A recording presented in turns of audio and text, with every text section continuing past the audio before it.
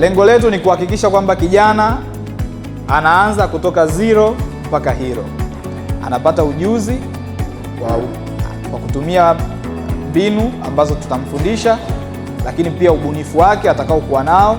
Tutapata msaada kutoka halmashauri kwa wale ambao watakuwa wanahitaji mitaji ya kuweza kuanzia, lakini pia tutakuwa tuna kitengo cha research and innovation kwa ajili ya kuweza sasa kuhakikisha vile vitu ambavyo tunavifanya na zile innovations ambazo zinakuja zinakuwaje sustainable, ili sisi tuweze kuhakikisha kwamba mnafanikiwa katika yale ambayo mnayafanya.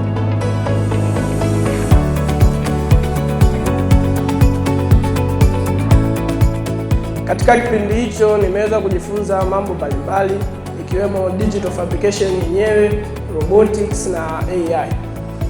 Sasa ile pale mnaiona kwenye screen ni program ambayo nimeitengeneza, inaitwa Kipaji AI.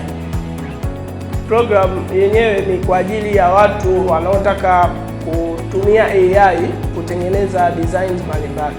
Sio kwamba idea ama uwezo hatuna, lakini kuna muda kuna mambo yanayoendelea nje kwa wenzetu ambayo sisi hatuna exposure nayo, hatuyajui.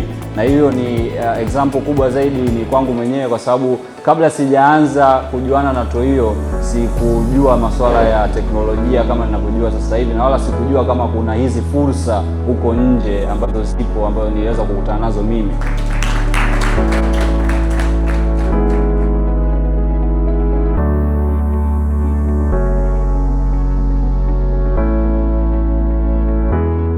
Tohiyo ni mojawapo ya mashirika yaliyopo katika halmashauri ya jiji la Tanga.